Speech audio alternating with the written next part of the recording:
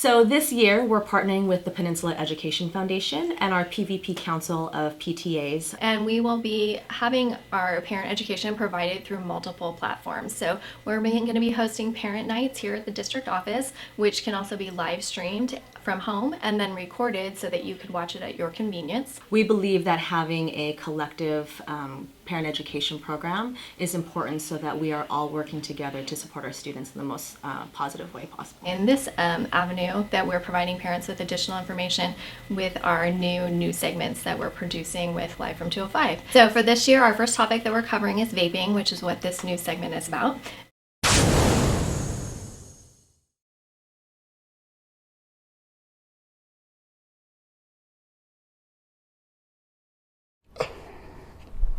Vaping. Vaping. Vaping. Vaping. Vaping. The cause of over 1,000 lung-related illnesses and deaths continue to rise. The new epidemic spreading through our nation as well as our community.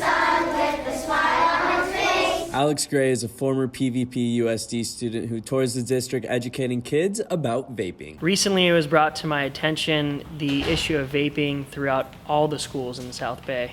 And I really have realized the severity of it through a speaking tour, which is presented by South Bay Families Connected. It's an 11-school tour from elementary schools to high schools, and I'll be going to PV High and Peninsula. It's chemicals, it's nicotine, it's addictive, you don't know what's in these, it's toxic, it kills you, it can cause cancer.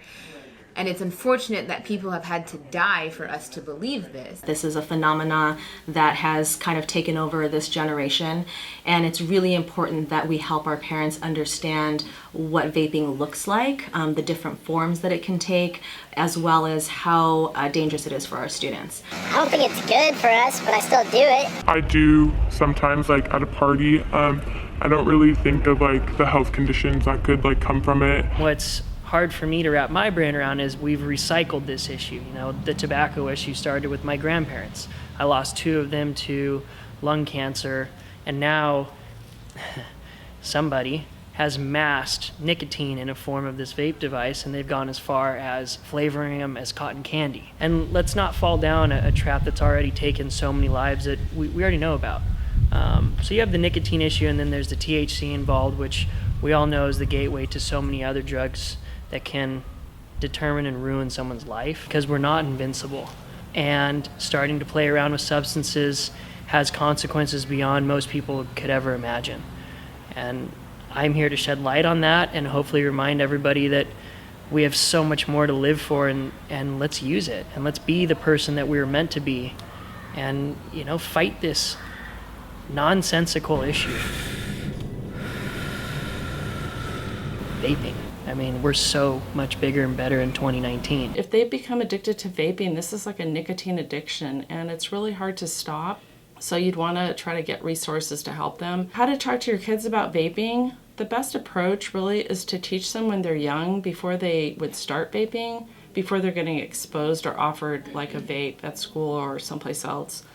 Help them to try to understand the facts. Since there's no smoke, it's really hard to catch teens when they're doing it. One of our district priorities is really looking at student mental health and how we can support our students. We're doing social emotional learning lessons, helping our students really understand how to build those problem-solving skills so that when they get into the high school level, they're able to address any challenges that come to them in an appropriate way. We do have a partnership with SAGE, which allows us to have therapists on our campuses in grades 6 through 12.